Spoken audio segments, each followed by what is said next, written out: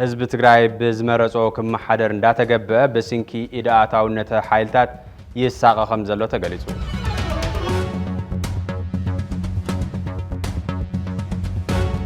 ኣብ ትግራይ ዝተኸፈለ መስዋዕቲ ንጉጅላዊ ረብሓ ዘይኾነስ ንህላው ህዝቢ ትግራይ ብምዃኑ ኣብ ልዕሊ መስዋዕት ህዝቢ ዝግበር ሸፈጥ ጠጠው ክብል ከም ዘለዎ ተገሊጹ። ዳያኑ ኣብያተ ፍርዲ ከተማ መቐለ እዋኑ ንዘይተፈለጠ ግዜ ስራሕ ዳይነት ጠጠው ከም ዘበሉ ተሓቢሩ።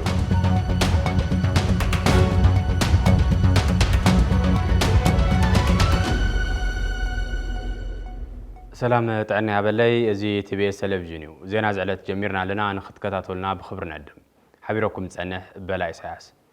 ቅድሚ 4 ዓመት ከምዚ ዕለት ኣብ ልዕሊ ነበርቲ ቦራ ብወታደራት ኢትዮጵያን ኤርትራን ንጹሃን ተጋሩ ብግፍዒ ተቐቲሎም ጽንታ ትግራይ ከይርስዕ ከይድገም ካብ ቃል ንላዕሊ በብዕለቱ ዝተፈጸሙ ግፍዕታት በብዕለቱ ክዝከሩን ፍትሒ ክሕተተሎምን ይግባእ። ምእንተ እዛ በዛ ዕለት ዝተፈጸመ ግፍዒ ከም ዝስዕብ ክንዝክሮ ኢና። بسنكي ኣብ ትግራይ ዝወልዕ ጽንተታዊ ኩናት ኣብ ልዕሊ ንጹሃን ዝተፈጸመ ግፍዒ ማዕለያ ይብሉን ግፍዒ ህዝቢ ከይርስዕ ከይድገም ትብኢት ትቢ በብዕለቱ ዛንታታት ጆኖሳይድ ይቕርብ ከምዚ ዕለት ቅድሚ 4 ዓመት ንጹሃን ነበርቲ ቦራ ብሰራዊት ኢትዮጵያን ኤርትራን ብዘስካሕክሕ ኩነታት ተቐቲሎም ኣብ ልዕሊ ደቂ ሰባት እንስሳን መሰረተ ልምዓትን ንምእማኑ ዝኸብድን ሰፍ ዘይብል በደልን ግፍዕን ተፈጺሙ ምፍጻሙ ዝከር ኮይኑ በዚ ጨፍጫፍ እዚ ወላዲ ብዘይ ውላድ ውላድ ብዘይ ወላዲ ክተርፍ ክኢሉ እዩ ድሕሪ 4 ዓመት ሕዚ እውን ህዝቢ ኣብ ዘይተመለሰ ሕቶን ዘይተረጋገጸ ፍትሕን ይርከብ ንዝበጽሐ በደልን ግፍዕን ፍትሕን ክርከብ ከም ህዝቢ መንግስትን ብሓባር ተናቢብካ ምቅላስና ተገበ ብሰንኪ መራሕቲ ሕወሓት ፈጠርዎ ናይ ወንበር ውጥጥ ኣሽምባይዶ ንዝበጽሐ በደል ክቃልሕን ፍትሒ ክርከብን ህልው ጸጥጡ ክኸብርን መንገዲ ልምዓት ክጅምርን እኳ ይከኣለን ካብ ጽንታ ዝወፀ መንእሰይ ትግራይ ኣደዳ ስደትን ስቃይን ሞትን ክኸውንን ኣብታ ህይወቱን ኣካሉን ዝገበረላ ትግራይ ንምንባር እውን ተስፋ ብዝስእነሉ ብርኪ በጽሑ ከም ዘሎ ዕለታዊ ተርእዮ ኮይኑሎ ፍታሕ ዘይረኸበ ጽንታ ምቕጻሉን ነዚ ዝምልከቶ መንግስቲ ዘይምርግኡን ህዝቢ ከም ህዝቢ ኣብ ዘይተደለየ ሻቅሎት ኣቱ ይርከብ መራሕቲ ካብቲ ዘለዎ ወጥሮ ወፅኦም ህዝቦም ፍታሕ ክረክብ ክሰርሑን ንዝበጽሐን ይበጽሕ ንዘሎ በደል ዝኽሕስ ስርዓት ከንግሱን ሰፋሕቲ ጻውዒታት ይቐርበለው ብፍላይ ዝተመዛበለ ህዝቢ ክምለስን ዝተቆረሰ መሬት ትግራይ ናብ ሰዋንነቱ ከኣቱን ብዘይ ዝኾነ ይኹን ቅድመ ኩነት ክጅመር ዘሎ ዋኒን ምዃኑ ብተደጋጋሚ ዝጥለብ ዘሎ ጉዳይ እዩ ከይርሳዕ ከይድገም ዝብል ቃል ጭርሖ ጥራይ ከይኸውን ኩሎም ዓይነታት ክፍላት ክቃልሑን ፍትሒ ክሕተተሎምን ብዘይ ምርብራብ ክስራሕ ዝግብኦ ብሄራዊ ዋኒን እዩ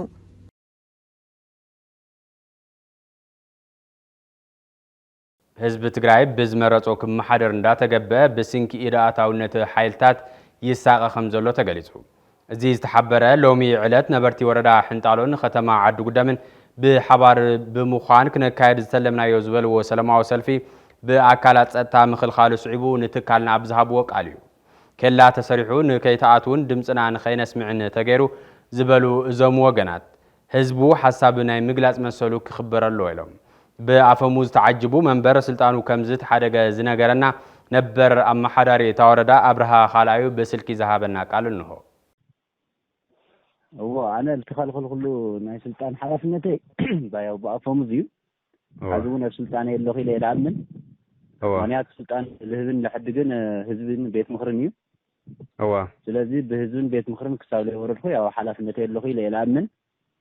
ክሳብ ሕዚ እውን ናይ ህዝቢ ሓላፍነት ሒዘ ይንቀሳቐሱ ኣለኹ ኢለ ይልኣምን ነገር ግን ለማዓንቲ ህዝቢ ወረዳ ሕንጣሎ ብናይ ህዝቢ ድሌት ህዝቢ ባዕሉ ግልጋሎት እውን ስለልሰኣነ ተኸታተልቲ ካብ ዕለት 17 ማዝያ ጀሚሩ ክሳብ ሕዚ ክሳብ ክልል ፕሬዝደንት ተወከል ከቢሉ እውን ጠሪዑ ምላሽ ስለይረኸበ ህዝቢ እውን ብግልጋሎት ይመላታዕ ስለዘሎ ስለዚ ሰፊ ኣደባባይ ድምፅና ክነስምዕ ኣለና ህዝብና ያው ሕቶና ሕቶ ግልጋሎት እዩ ሕቶ ግልጋሎት እውን በቲ ሕጋዊ ኣመራርሓ ብህዝቢ ቤት ምኽሪ ተሸሙ ኣብ በብር ክለለዎ ኣመራርሓ ካብ ወረዳ ጀሚሩ ክሳብ ቀበሌ ኣመራርሓ ያው ግልጋሎት ክወሃበለኒ ዘይሕጋዊ ኣመራርሓ ብህዝቢ ዘይተወከሉ ኣመራርሓ እውን ንዓየ ግልጋሎት ክህቡነ ይኽእሉን ስለዚ ፍትሒ ይኹን ሰናይ ምሕዳር እውን ከንግሶ ይኽእልን ኢሉ ያው ትሕቶ እውን በብግዚኡ ንሓተተ ምላሽ ብዘይምሃቡ ኣብ ኣደባባይ ከስምዕ እዩ ናይ ሎማዓንቲ ብናይ ህዝቢ ፀቕጢ ያው ሰላማዊ ሰልፊ ትገብር ምስ ጠቕላላ ህዝቢ ወረዳ ሕንጣሎ ሰፊሕ ምርዳእ ተገይሩ ህዝቢ እውን ያው ምስ ሰላማዊ ሰልፊ ተዳልዩ ከምቲ ተሓሰበ ህዝቢ ያው ኣብ ሰፊሕ ምልዓልን ሰፊሕ ናይ ሰልፊ ድሌትን ከምኡ እውን ድምፁ ተስምዕ ብዝኾነ ይኹን ኣካል ብጉጅለ ዘይኮነ ዝምራሕ ህዝቢ ወረዳ ሕንጣሎ ብናይ ባዕለይ ዝበሎ ህዝቢ ብዝመረፆ ቤት ምኽሪ ብዝመረፆ ክመሓደር ኣለኒ እዩ ትሕቱ ካሊእ ሕቶ የነበሮይ ብቐፃሊ እውን ክህልዎ ይኽእልን ብባዕለይ ክመሓደር ኣለኒ እዩ ትሕቶ لكن تلمع عن تلقاتما نايسل فولتات تفكر يكاب على فقاد يرخبي جن تهزي ببجزء لقروم حتتات ملاش كيرخو سل صنحو مهنياته على الداوي دمص يسمعه لملكوته ناي منغست اكل فتح كبني يخلي بزد امنتيو تناي لما عن سلف الوصل المنجدي ነገር ግን ሰልፊ ያው በሸውዓተ ቦታት ሸውዓተ ኬላ አይተፈጥሩ ያው አፍስት ናይ ሰራዊት አካል ይተቀምጡ ናይ ፖሊስ محاورون كله ينكتوا ناس التاكلات بيقولوا تراويهم اليوم تسلف كي كايد نقدر قلت هذي كاسلف مكياد عدون أيوة علن استفل عليه من قديم من أيوة علو يجلس الليل ولا بالاختات حرف يخيدو بركت له لفت كتمعاتي تناي هزور ده حنتعله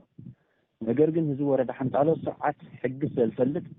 مش نايو علو دقو مش نايو علو ياتاتو كباس زي يدلي يا بسنة من قدي خالي محاسبين بستر على بزرع على ونا لازم يقول جل دحرت زملاء تزول كون يلقى نايتقطع أكلاتن نايسرعوا أكلاتن مستهزك قاعد الجور ومنقص قاسيو ذيك على علي يدرس لو كان علي كافتي نايقول جل دحرت لبهال أو ورداون نايقول جل دحرت اللو كون يلقى نايلم عنتي دمنت كفاتس يفطر ومن قدي ياو أي سمر اللهم مالتي تهزوجن بستر على من قدي مورال كي قرصة تسفاك قرصة ያው حزبون قصالي معولاው ልቆነና ህዝብ እንቅስቃሴ ገብር መሃል ሰፊሕ መርዳእ ገይሩ ያው ተኻለ መንገዲ ግዴታት ተፈላለዩ መርዳእታት አለው ላኽና የመለው እዚ ክቅፅል መሃኑ ርድኡ ነገር ግን حزبون አፍት ማለት ገገሊው እዛ ስለሆነት ናይ ሰራዊት መምርሕ ስለሆነ መምርሕ ይደኸደለ ግን ተዓፊንኩም ተቀመጡ ይበቃ ተዓፊንኩም መስርኩም ክትሓተይ ትኸሉ ጥራሕ ጉጅለ ለሃው መደብ ተቀበሉ ያ وجلة كنا وجلة ناي علي تا وجلة البان ناي فنجر وجلة حوحات لا هو كم مدى تقبل السو ست لا تقبل يمرحهم يتمرح لله مالت هو سراويتي خلقنا بين كلا تاين يوم سيلكا هلو يسمعك له ناي سراويت كلا بفلا ناي ارا ناي كفل سراويت عدوى لبهال ناي كفل سراويت عزازي سمح يقول تفقدكمون اين فقدكموني ولا بمنجست تفكرون أي نفقدهم ስለዚህ ሰጥ ለበጥ ኢልኻ ተመራሕ ንሕና ብዝበልና ቃጥራሕ ተመራሕ ንሕና ከይፍቀድና ንሕና ከይኣዘዝና ዝግበር ሰልፊ ዝግበር ናይ ህዝቢ ምድማፅ ዝግበር ናይ ህዝቢ ግልጋሎት የለን ኢሉ እዩ እቲ ናይ ክፍለ ሰራዊት ዓድዋ ማለት ብፍሉይ ማለት ካሊእ ትእዛዝ ስለዝኾነ ክንወስዶ ንኽእልና እቲ ናይ ክፍለ ሰራዊት ዓድዋ ናይ ኮር ሓደ ኣዛዚ ግን ጠቕላላ ህዝቢ ጠቕላላ ናይቲ ቃራ ዝበሃል ኣመራርሓ ናፈራርሓ እዚ እውን ግቡእ ኣይኮነን ኣብ ትግራይ ዝተኸፈለ መስዋዕቲ ንጉጅለኣዊ ረብሓ ዘይኾነስ ንህላዊ ህዝቢ ትግራይ ብምዃኑ ኣብ ልዕሊ መስዋዕቲ ህዝቢ ዝግበር ሸፈጥ ጠጠው ክብል ከም ዘለዎ ተገሊጹ። ላዕለዋይ መሪሕነት ውድብ ናጽነት ትግራይ ደጀን መዝገቦ ንመራኸብቲ ሓፋሽ ኣብ ዝሃቦ ውድባዊ መግለጺ ህላዊ ህዝቢ ትግራይ ዝረጋገጽ ብደቂ ብሔራ ጥራይ ከም ዝኾነ ሓቢሩ ተጀሚሩ ዝበሎ ጽምዶ ቃልሲ ህዝቢ ትግራይ ዝሓንሸሸን ማሕበረሰባዊ ርክብ ብሔረ ትግራይ ናብ ሓደጋ ዘእተወን ከም ዝኾነ ሓቢሩ ቃልሲ ህዝቢ ትግራይ ዕውት ንክኸውን ኣብ ቀልቀል ምፍራስ ዝርከብ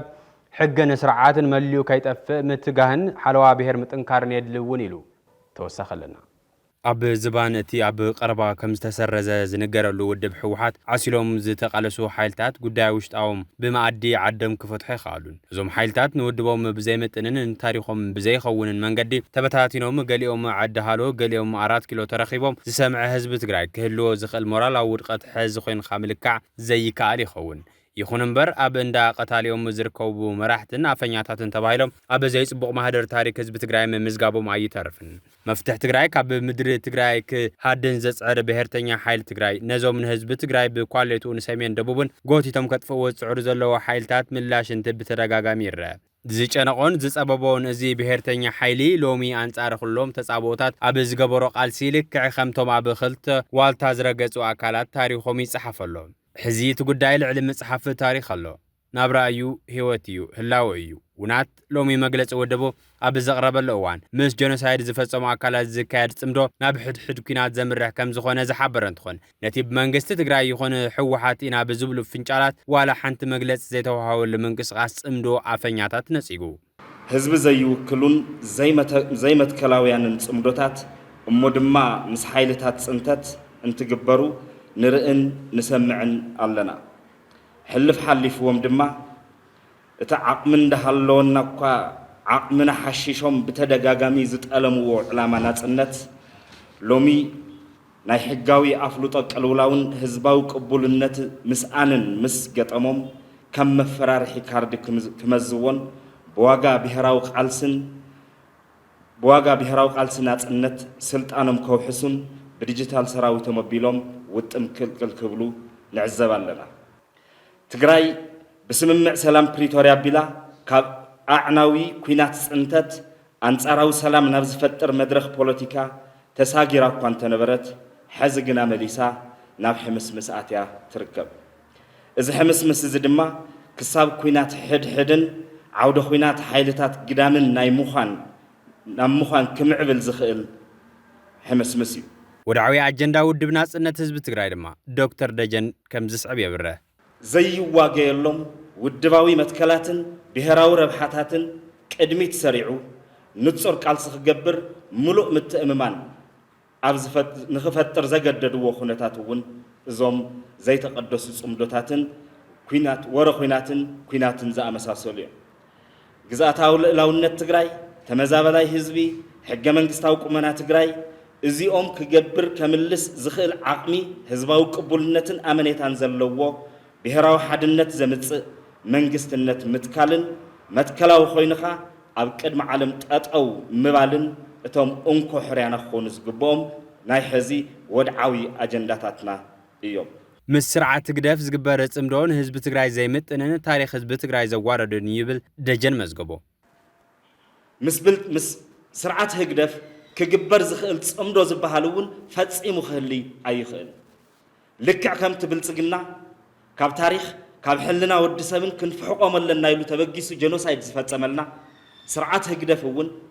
كاب زي جمير كاب أوراجا زي زلل هلونن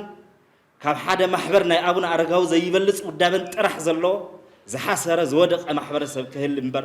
كم بهر كن هلو زفكر سرعات زي مخانو ببروباغاندو نفلطو بتجباراتون نفلطو سرعاتي مز سرعات زي كتصام دكا دامبر كتصام دكا يكونن زصوعكا زلو كتصام دكا نزصوعكا حيلي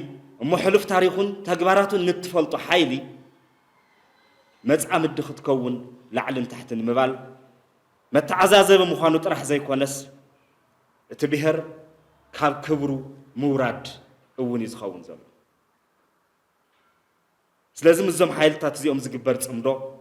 ቅዱስነትን ቅቡልነትን አይብሉም በዞም ተጻመድቲ አካላት እዚኦም ዝውላዕ ዝኾነ ይኹን ውግእ ወረውግእ እውን ኣይወግእናን ኣይምልከተናን ክንብል ይግባእ ናይዞም አካላት እዚኦም ዓይኒ መርፍኡ ዝጠፍኦ ሃንደፍደፍን ጽምዶታትን ኣይጽምዶናን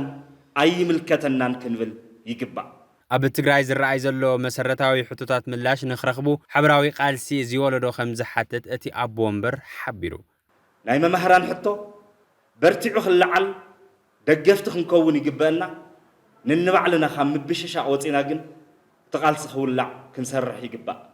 سرحتنيا منجستي يخونو زي منجستا وتكالات زنبرو ونبران زحالفو وزلو هيوتن زفلت كم تنبر عبزخونه يكون عدي لو تدلاي حزبي زمرحبو سمويات عنا نايحق سمويا ممهران كم زيوم زي امسولو محبراتيو ابانا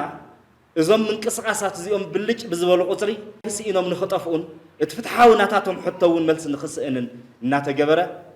تحايل عمص حايل طبنجا كله نخلو نعيقو بتعبيت بتنكحتي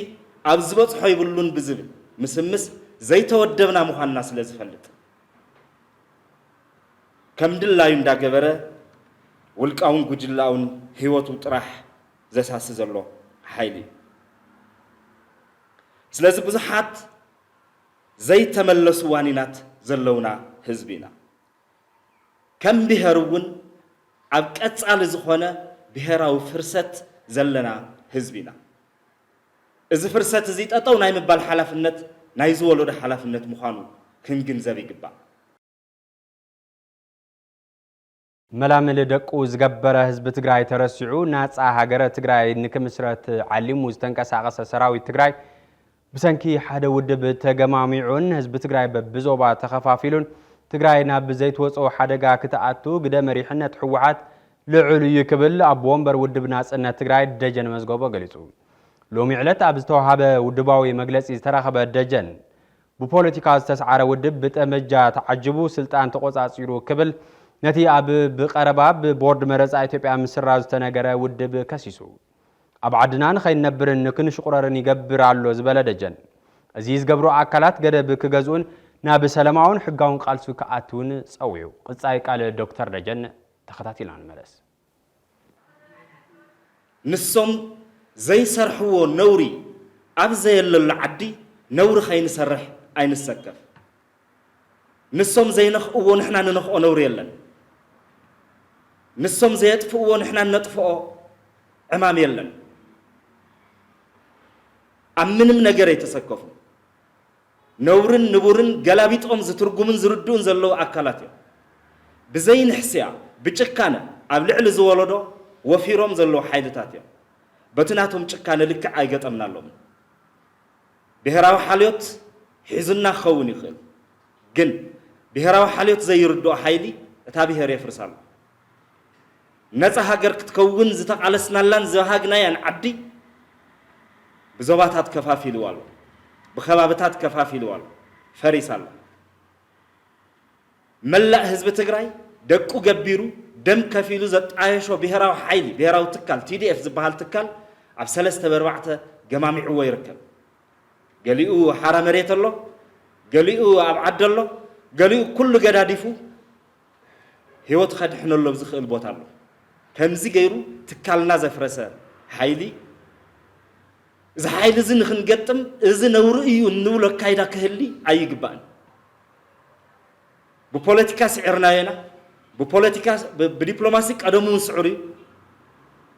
كل تودي وجن بحيدة أبنجا تجراي تفلق حزوا زل حيل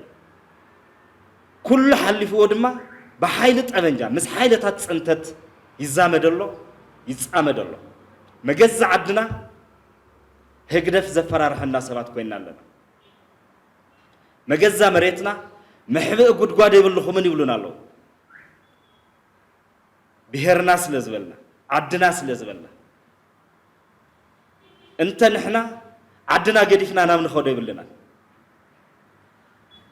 عدنا خندحنا من نقورق علسي اتاخن كفلا زقبنا ultimate price السانتو خوينا خن كفلاينا ألنا جن كم بهر نابز وردة زي مودا كتحساس من نايجبا كم بهر مسعق منا مو مسعق منا عق منا بتينو أبوليتيكاوي زموت تسأميدو زلو بجلة إذا بجلة زي نمقلاي زسكف نجر كهلي أيجبا كله حجاو قال استطعمنا خنا عليو كنوكو دايجبا دايانو أبيات فردي كتما مقالة وانو نزيت فلت أجزاء سرح داينة أو خمسة بلو قريزهم بصحف علاوي أبز جبر ومرداتها أبيات فردي كتما مقالة أجات منا اللو بزولو ناي دحننت سقعد زملكتو أكل تزرعي بنا مفتوحي كساب زجبر لو مع خلا بيت فردي كتما مقالة حويسو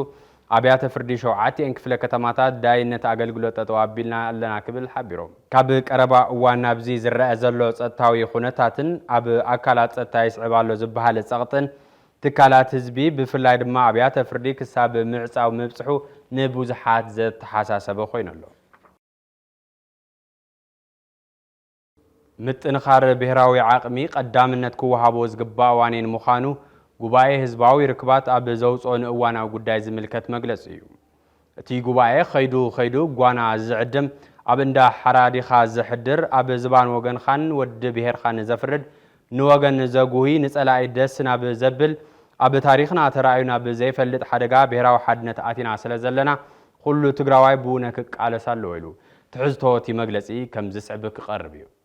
ውድቀት ዘይግብኦ ህዝብ እዩ ውርደት ዘይግብኦ ህዝብ እዩ ነይሩ ተደጋጋሞትን ጽንተትን ዘይግብኦ ዕኔኒ መጻወት ዕዋል ምዃን ዘይግብኦ ህዝብ እዩ ነይሩ እዚ ንዝኾነ ህዝቢ ዓለም ዘይግብኦ እዩ ነቲ ሰላም ጸሚኡ ዝነብር ሓደ ወለዶ እኳ ድምጽ ጥይት ከይሰማዕ ክሓልፍ ዘይኽእለሉ ህዝቢ ትግራይ ግን ዝያዳ እዚ ጉዳይ እዚ የተሓሳስበን እዩ ካብ ዝብሉ ትካላት ሓደ ጉባኤ ህዝባዊ ርክባት ኣብ እዋናዊ ፖለቲካውን ጸጥታውን ጉዳያት ተዲሂቡ መግለጺ ኣውጽየሎ ጉባኤ ህዝባዊ ርክባት ብመጣየሽ ሕጊ ሲቪልን ሲቪክ ማሕበራትን ዝዓድስ ተጣየሸ ካብ ዝኾነ ፖለቲካዊ ሃይማኖታዊ ወይ ካሊእ ውግንና ናጻ ዝኾነ ማእኸሉ ምሕላው ምርግጋጽን ምዕንባብን ብሄራዊ ረብሓ ህዝቢ ትግራይ ዝገበረ ትካል ምዃኑ ዝፍለጥ እዩ ክብል ንባዕሉ ብምልላይ ዝጅምር እቲ መግለጺ ዓድና ትግራይ ድሕሪ ከቢድ መስዋዕቲ ደቃ ፖለቲካውን ማሕበራዊ ቁጠባውን ምዕራይ ኣብይዋ ንመስዋዕቲ ገጾም ዘይዓጽፉ ደቂ ኸርሳ በዝንበትን ፋሕፋሕን ትብሉን መንግስትነታ ኣብ ሓደጋ ኣትዩ ግዳይ ጸጥታውን ዲፕሎማስያውን መጥቃዕትታት ውሽጢ እንደገነት ትኸውን ኮፍ ኢሎም ክርእዩ ሕልንኦም ዘይፈቐደሎም ግድሳት ተጋሩ ኣጣይሾምዎን ትብል ዝተተኸለሉ ዕላማ ይገልጽ ኣብ ሕሉፍ ዳርጋ 2 ዓመታት ትካል ዝሰርሖም ትግራይን ህዝቢ ትግራይን ማእኸል ዝገበሩ ዝበሎም ስራሕትን ትግምግም ዋላ እኳ እንሓስቦን እንግብህጎን መዋጽኦ ትግራይ ኣብ ምግሃድ ክንዲ ትዝድለ ውጽኢት ዘይምምጽኡ እንተኾነ ኣብ ታሪክ ዓድናን ኣንኢስካ ዘይርአ መድረኻዊ ዋኒን ከም ዝዓመምና ግን ዘይከሓደ ይኮነን ክብል ይገልጽ ከም መስርሕ ድማ ተመዛበልትን ግዝኣታዊ ሓድነትናን ኣብ ምምላስ ሰላምን ውሕስናን ትግራይ ብምሉእነት ኣብ ምርግጋጽ መሰል ዓርሰ ውሳነ ህዝቢ ትግራይ ብዝተማልአ መንገዲ ኣብ ምግሃድን ህልው ጸገማት ትግራይ ኣብ ምፍታሕን የድሉ እዩ ዝብልናዮ ስትራቴጂ ምጥንኻር ብሄራዊ ሓድነት ምእካብ ዓቕሚ ምህላው መንግስትነትን ይብልሞ እዘን ስትራቴጂታት እዚአን መሰረት ገይሩ ዝሰርሕናዮም ዝበለም ስራሕቲ ብዙሕ ዝተመሃረለን ምዃኑ ብሪሁ ሕዚ እውን ግን ስግኣት ኩናት ብሄራዊ ድሕነትን ዘፍርሕ መጻኢ ዕጫን ትግራይና ኣብ ቦትኡ ብምህላው በዓል 8 ነጥቢ ኣብ ህልው መድረኽ ዘድሀበ መግለጺ ከውፅእ ከም ዝተገደደ የብርህ ምጥንኻር ብሄራዊ ሓድነት እቲ ዝለዓለ ዓቕምን ፍልፍልን ናይ ኩሎም ዓወታትና ብምዃኑ ብፍሉይ ንቕሓትን መስዋዕቲ ብዝኸፈለ ትግሃትን ክሕሎና ተገብኦ ብፍላይ ድሕሪ ፕሪቶሪያ ዝቐጸለ ምክፍፋል ምጽልላእ ምቅሓር ምድሃሃልን ምጽልላምን ምድፍፋእን ምሰዳድ ወዘተ ዳርጋ ኩሎም ብሄራዊ ትካላትናን ውሽጣዊ ዓቕምታትናን ኣፍሪሱን በታቲኑን ትግራይ ኣብ መጻብ ክትኣቱ ምኽንያት ኮይነሎ ዝበለ ካብቶም ቀዋማት ሓደ ከይዱ ጓና ዝዕድም ኣብ እንዳ ሓራዲኻ ዝሕድር ኣብ ዝማን ወገንካ ወዲ ብሄርካን ዘፍርድ ንወገን ዘውኪ ንጸላኢ ደስ ናብ ዘብል ኣብ ታሪኽና ተራእዩ ናብ ዘይፈልጥ ሓደጋ ብሄራዊ ሓድነት ኣቲና ስለ ዘለና ኩሉ ትግራዋይ ብሓፈሻ ግዝያዊ ምምሕዳር ሓይልታት ጸጥታ ፖለቲካዊ ውድባት ሚድያ ልሂቃን ትግራይ ሲቪክን ሲቪል ማሕበራትን ሃይማኖታዊ ትካላትን ሓዊስካ ብሄራውያን ዓቕምታት ድማ ብፍላይ ስሩዕ ትልሚ ሓንፂፀን ክሰርሓሉን ኣጀንዳ ምምላስ ብሄራዊ ሓድነት ወሊዕን ቃልሲ ክገብራ ንጽውዕ ክብል ኣብ መግለጺኡ ጠቒሱ ኣካልቲ ኣብ ትግራይ ዘሎ ብሄራዊ ዓቕምታት ናይ ምሕንሻሽን ዝተፈጠረ ብሄራዊ ትካል ናይ ምጥፋእን ዘሰክፍ ፖለቲካዊ ኩነታት ኣብ ልዕሊ ብዘይሻራውነት ዝንቀሳቐስ ትካልና ብገላ ኣካላት ፖለቲካል ሚድያን ዝስዕቡ ዘለዉ ካብ ሓቂ ዝረሓቑን ምኽንያት ክቐርበሎም ዘይኽእለሉን ጸለመታት ብትሪ ንቃወም ዝበለት መግለጺ ምእንተ ረብሓ ትግራይን ግደ ሓቅን ክንብል ኣብ ነፍሲ ወከፍ ዝተለዓለ ጸለመ መብርህ ክንህብ ክንሟገትን ንስልጡን ዲሞክራሲያዊ ማሕበረሰብ ዓድና እታወት ብዝኸውን መንገዲ ክንዛተን ንደሊ ኢና ክብል ጻውዒት ቀሪቡ ማእኸል ኩሎም ስራሕትና ባህርን ትሕዝቶን ዲፕሎማስያዊ ትካል ምጉልባት ምዃኑ ብምዝኽኻር ኣብዚ ኩሉ ክፋል ማሕበረሰብ ብንቕሓት ክከታተሎ ጸዊዕ ኣሎ ትግራይ ዓቕምታታ ክትበታተና ይብላን ካብ ዝብል ጽኑዕ ቅዋመ ይብል ጉባኤ ህዝባዊ ርክባት ትግራይ ካብዚኦም ቅዋም ብምብጋስ ሕወሓት እንትከፋፈል ሰራዊት እንትዳኸም ካልኦት ዓቕምታት ትግራይ እውን እንትከፋፈሉን እንትደፋፍኡን ልዕሊ ውልቃዊ ስምዒታት ድሌትን ኮይና ንክብርን ሞራልን ህዝቢ ትግራይ ብዝምጥን መንገዲ ምክፍፋል ዋጋ ከም ዝኸፍል ብረዚን ተቃይምና ምዃን እናተፈለጠ ትግራይ ንኩሎም ደቂ ትግራይ ክትከውን ኣለዋ ዝብል እምነትና ብክልቲኡ ዝተኸፋፈለ ሓይሊ ገጽ ክኽላእ ስምና ክጠፍእ እንተሎ ንዘለና ማእኸላይ መንገዲ ከም ስሑት መንገዲ ክቁጸርን ዝግበር ምንቅስቓሳት ናይ ጸላኢ ደለዎ ኢልና ክንድምድም ገይሩና ኣሎ ህዝበይ ዝበለ ኣካል ኩሉ ነዚ ብንቕሓት ርእዩ ንክቃለሶ ጻውዒትና ነቐርብ ዝበለ መግለጺ እቲ ጉባኤ ነቲ ኣብ ጉዳይ ውሳነ ኣዘዝ ሰራዊትን ተመሳሰልቲ ተባራዕቲ ጉዳይን ተሪር ቅዋም ኣይሓዘን እናተባሃለ ዝውቅስ ዘሎ ምላሽ ሂቡ ኣብ ዙርያቲ ሓድሽ ግዝያዊ ምምሕዳር ዘለዎ መርገጺ ኣብ ዝገልጽ ናይቲ ቅዋም ኣካል ድማ ንኻልኣይ ግዜ ዝተጣየሸ ግዝያዊ ምምሕዳር ትግራይ ኣብ ትግራይ ካብ እዋን ናብ እዋን ተጋደል ዝኸይድ ዘሎ ብሄራዊ ሓደጋ ከኣሊ ዘኽእሎ ምምሕዳራዊ ቁመና ቀልጢፉ ክሃንጽ ኣብ ታሪኹ ክጽሓፍ ዘይግብኦ ናይ ተሰዳድን መሳደድን ፖለቲካ ቀልጢፉ ክእርንብ ዓድን ህዝብን ማእኸል ዝገበረ ፖለቲካ ባይታ ከመቻቹ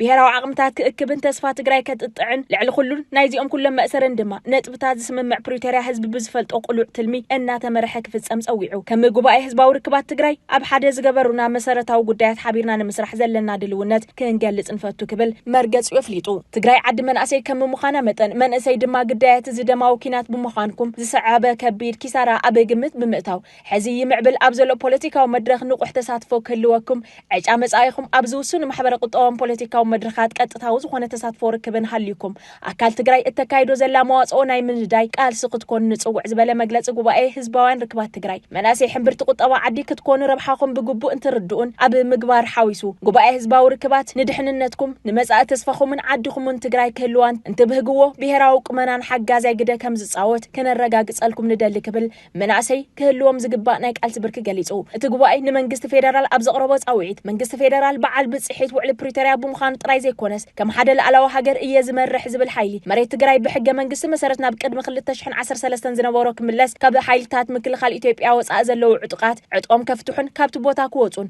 أبيدو زلوا قداي مملاس تمزابلت بزي وعلى الحدر علبات كجبر نتصوع زبالة خوينو إذن تزي كوينو جن أب تجراي زلوا تأجم زنا وحزلوا إذا كفت أم حلافنة زلوا ومنجست فيدرال حلافنته بزي موصو مخانو علم كفتو كنسرح مخاننا نجلس قبل أتنكيو واقعك ألشون مرر تقالون زي رخبة أبدا جزر كف حزبنا أب تجراي بزلوا حدا جنيا بوليتيكا وكونتاتي سكف يحزنن يجوهن كم زلوا نرد أنتبل ني دياسبورا زلوا وحزينة تازجلت أتجوبعي لك حكمتي أبي وش تعد نزلوا بهرا وحيلون أنتبلو زوان زي وان عرق أسلام من ردان ما أدحوات مخفاتن بحفشة زوان زي وان جباء بمخانو بحد وجن كبر سب استخفل لنا سبع دان عند دام بمخانا بخالي وجن دما زلونا فتنات تحز تودع عقم نامبر لعل عقم حزب تجراي بزي مخانم داق ما ينابق ألس منفسنا حديثنا بمسوقة تسفى مقراصن ينجانج نزلوا بيت عدبونا وحس كنكون زخبرات أوعتنا نقرب انتبل أبرابيرو كم جباء حزب وركبات تجراي ما قد سألت نايتي كسب حزب سرحنا يو قبلو كنتات تجراي دهمنا كن عمو مستلمنا يوم قد سألت عبيت بهرا وعمامات مسجزياو من محدار تجراي بوليتيكا ودبات تجراي سيفيل محبرات تجراي دياسبوران كالوت أب قداي تجراي قطعوا بتصحي زلوهم أكلات بمرددا نبصراحة أتينا لنا زبالة ناي مودعتها قال اتقبعي أبز مدحان بهر زد الرخ زباللو وفرخوا له كفال محبر سب أو أنتاو قدا كلوا تصويعوا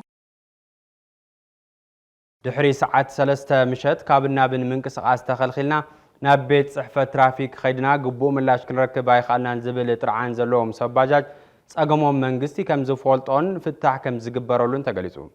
ሓደ ባጃጅ ኣብ ሓደ ክፍለ ከተማ ጥራይ ክንቀሳቐስ ዝደፍእ መስርሕ ካብ እቶም ሰባጃጅ ሓሊፉ ነበርቲ እውን ይንገላትዑ ከም ዘለው ዝገለጹ እዞም ወገናት ኣብ ናይ ትማሊ ሰዓት ዜናና ድምፆም ኣስሚዕና ነርና ንዝተለዓሉ ሕቶታት ምላሽ ክህበና ዝሓተትናዮ ተወካሊ ኣዛዚ ፖሊስ ከተማ መቐለ ኮማንደር ኣብርሃ ወረደ ዝፍጸሙ ዘለው ገበናት ንምክልኻል እምበር ምንቅስቓስ ንምግዳብ ዝዓለመ ከም ዘይኾነ ኣብርዩ ኣብ ቀጻሊ ፍታሕ ከም ዝግበሮ ዝገለጸ ኮማንደር ኣብርሃ ምስ መዘኻኸሪቶም ሕቶታት ሓዊስና ኣሰናዲና የለና ንምንታይ ክበልዕ ባትሪ ከይትበልዕ ብስሩ ታይ ለምጽ ወለው ሓድሽ ነገር መጀመርያ ሕጋዊ ወረቐት ኩን ሕጋዊ ኩን ኢልና ጽቡቕ ደስ ኢልና ሕናለ ብጣዕሚ ተሓጉስና ማለት እዩ ኩሉ ንማላማልና ሕጋዊ ኮይና ወረቐት ተውፂና ለለ ድሕርሶም ንምጽኢና እዚ ካብ 16 ቀበሌ ናብ 17 ቀበሌ ከይትኸል ንምንታይ ቀዳማዊ ወያነ ክፍለ ከተማ ናብ ሓደ ክፍለ ከተማ ምንቅስቓስ ኣይከኣል እቲ ተልኺልና ኢና ልብል ኣይከልኸልናይ ነገር የለ ማለት ተወዲቡ መንነቱ ናይቲ ባጃጅ ብዓዋንነትን ናይቲ ሰውነትን ድሕሪ 3 ሰዓት ተወዲቡ እቶም ባጃጅ ሓና ከም ሰራዊት ወይ ከም ደገፍትና ኢና ንሓስብ ድሕሪ ሰዓት እዚኦ ናይ መቐለ ፀጥታ በይን ካብ ፖሊስ ጥራሕ ስለዘይሰርሖ ድሕሪ 3 እኒኦ ሓቢርና ክንሰርሕ ምስ ናይ ኮሚኒቲ ምስ ናይ ከባቢ ፀጥታን ተወዲቦም ስራሕ እውን እናስራሑ ጎድና ሓቢርና توديهم سروح لي وقدم ويان تقولين وقدم ويان بوليسين سووا كا يسرحينا تردادينا قد مسلسته إني أقول له أقول له أفر بتاعك سر كعد حكي كل كتمة لا قدم ويان كل كتمة من قصاص هي قادي أو تكين دليل إني وقت نادي سرح سر الخيل تفرسون نقول له الخيل نبي جايبون نقول له الخيل لحد ما تم ما أعطوا إني فلاي ما أدري سووا دول تلاقى تارج ناي لورا خالي تستلاقى ما قلت بقول ناي تبغى جايب ده غميل فلاي محاولت وديه بالفلايت ناينا على مخيلنا وديوها بزحات وديوها وحدات سوات محازي حادش ورقات كلاليت تسرحوا ورقة توصوا ورقة زا ورقة زيعة تزي حزخم أي تنقاس عصي لبل ورقة الكنوس تبدينا نيرنا ورقة توصينا صنحنا جن ليتهم تسرحوا لبل دعم بي لوز كفلة كتمازي من قاس عصي لبل تايسمو جن أي تنقرنا لا وعلنا عنك كنا كلنا لا تتقطع هاي الأيران سرعين هذا حرازي نصور يتوها كمال أول خودن كمسقول الخودن أول حور هيدس قال كالغال بكفر كتما أقوى زت اليوم والربا ببور كيدس لحد ور إحنا ناس ساتهم صرفنا يوم جدا هنا جدا ودينا لمس على يلوتن أو نرد أجمع فتح عليه أجمع نارينا حاجنا كنسرح نكتما مغالة مغال بجاجي كيسر حي غني لوحدات سوات ما أربعة إحنا أبتنا وحدات سوات مقطعات نبجاجي حيلي تتعلم خان لو ودي خايف مسرح تريقونينو حنا لا أجدنا يقولون لي مئجارون يقول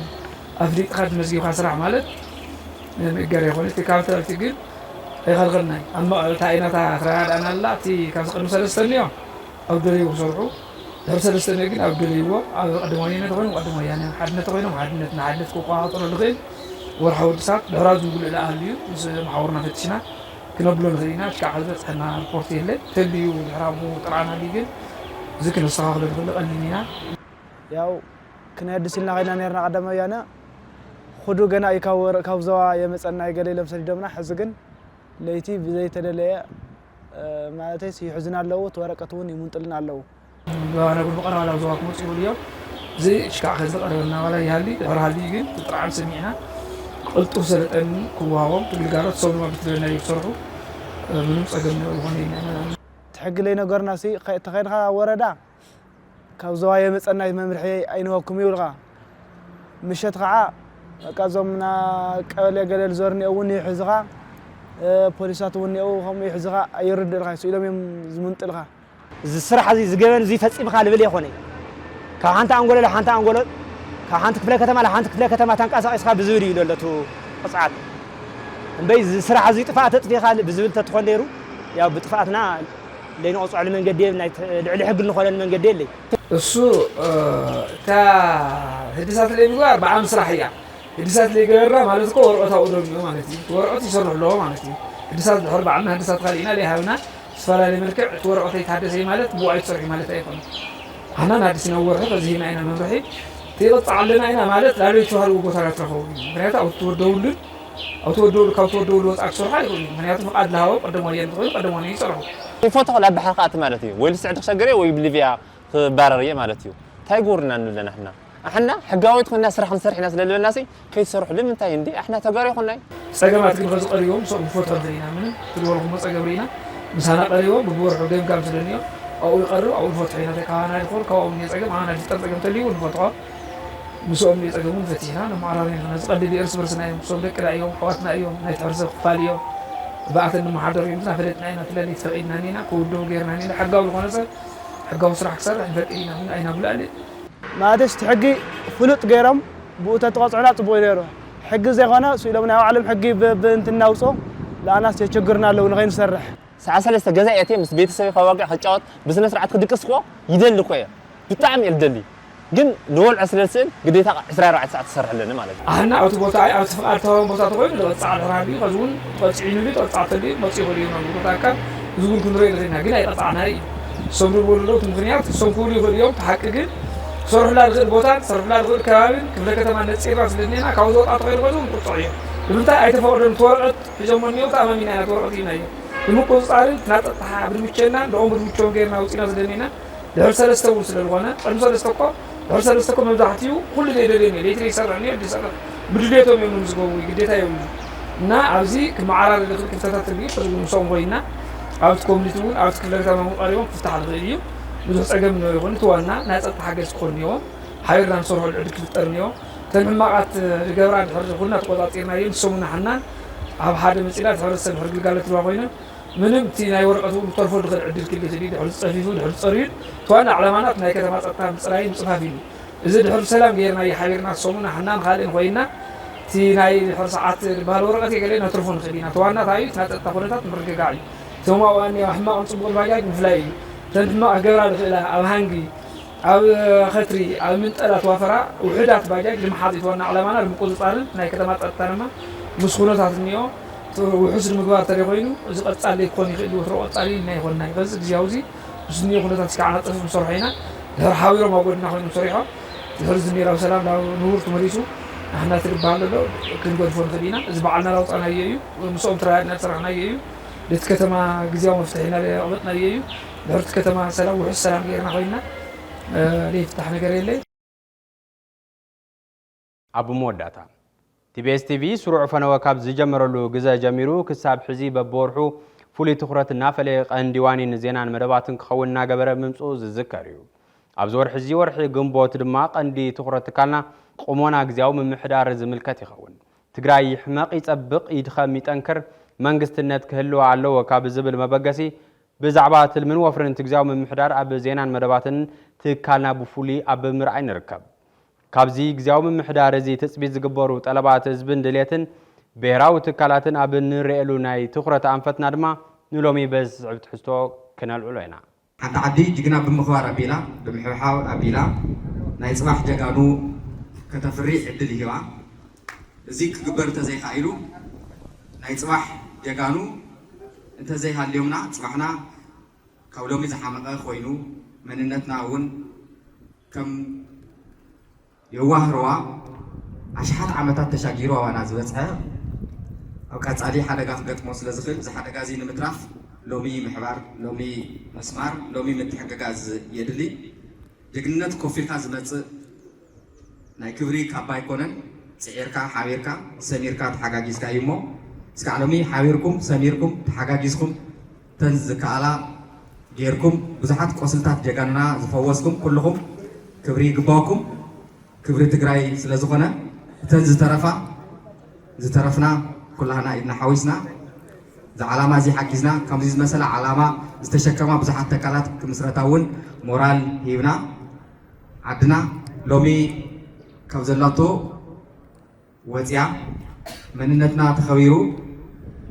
صباحنا وحس كوينو كنبر كلنا كنتحقاقز يقبع جاقنا زي يخبر مصايو وحس يكونن مصاينا وحس كخون جاقاننا نخبر بتكبار يكون كبلي فوتي